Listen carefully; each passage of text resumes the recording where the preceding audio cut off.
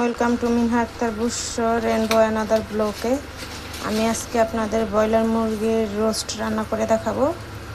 যারা সাধারণত রোস্ট রান্না করতে চান কিন্তু সামর্থ্য নাই আপনার কক মুরগি কিনে রান্না করার জন্য পাকিস্তানি, এর জন্য আমি আজকে ব্রয়লার মুরগির রোস্ট করে দেখাবো। দেখেন, আমি প্রথমে দিয়ে দিলাম লবণ, দিয়ে দিলাম টক দই, তারপরে দিয়ে দিলাম আদা রসুন বাটা, একটু গরম মশলা বাটা। সবগুলো উপকরণ একসাথে মিক্স করে নেব।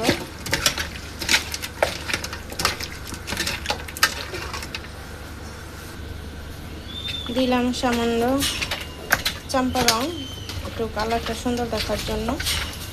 আমি এখন কিছুক্ষণ এটা ম্যারিনেট করে রাখবো, তারপর ভাজবো তেলে। মুরগিটা ভাজার জন্য আমি তেল দিয়ে দিলাম ফ্রাই প্যানে।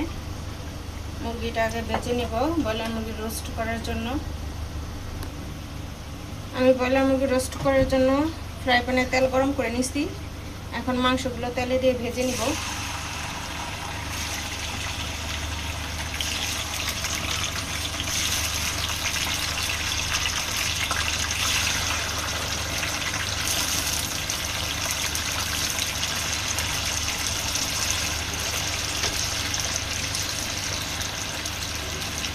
মাংসগুলো আমার ভাজা হোক তাকে।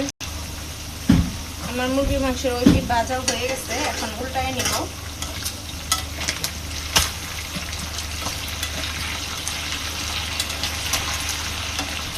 আপনারা যখন সবগুলো মাংস উল্টায় পাল্টায় আগে ভেজে নেবেন। ভেজে নিলে হয় কি, মাংসটা একটু শক্ত থাকে, ভাঙে না, ভালো থাকে, খেতেও ভালো লাগে। আমার মাংসগুলো উল্টানো হয়ে গেছে। আমার মুরগির মাংস ভাজা শেষ। এখন আমি পেঁয়াজের বেরেস্তা করে নিব। আগে পেঁয়াজের বেরেস্তার জন্য তেল দিয়ে দিছি কড়াইতে। এখন পেঁয়াজ দিয়ে দিব। আগে পেঁয়াজটাকে বেরেস্তার মতো করে ভেজে নিব। আমি রোস্টের জন্য আগে একটা মশলার মিক্স তৈরি করে নিব। নিয়ে নিছি এখানে আদা রসুন বাটা, তারপরে নিলাম টক দই বাটা, না টক দই বাটা না, সরি, টক দই। নিয়ে নিলাম বাদাম বাটা,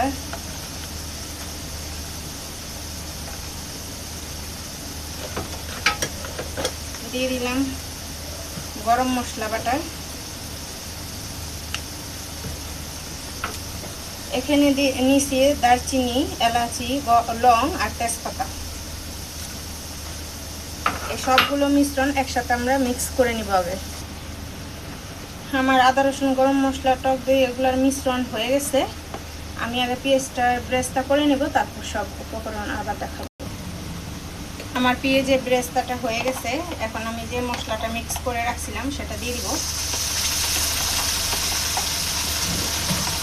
মশলাটা একটু তেলে ভেজে নিব।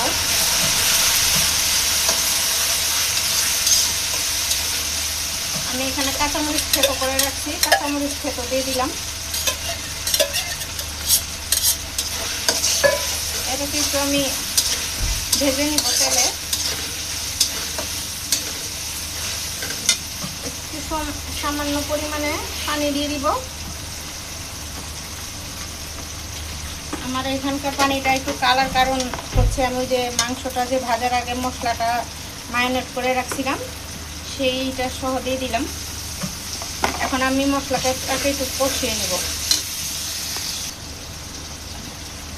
একটু দিয়ে দিলাম সস, টমেটো সস। মশলাটা আগে একটু কষানো হোক। আমার মশলাটা কষানো হয়ে গেছে। এবার মুরগিগুলো দিয়ে দিব।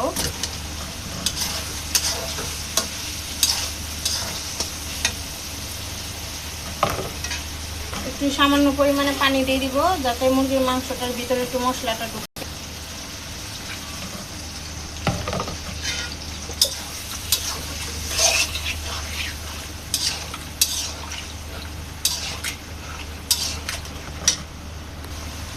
আমি রোস্টে দিয়ে দিলাম সামান্য গুঁড়া দুধ।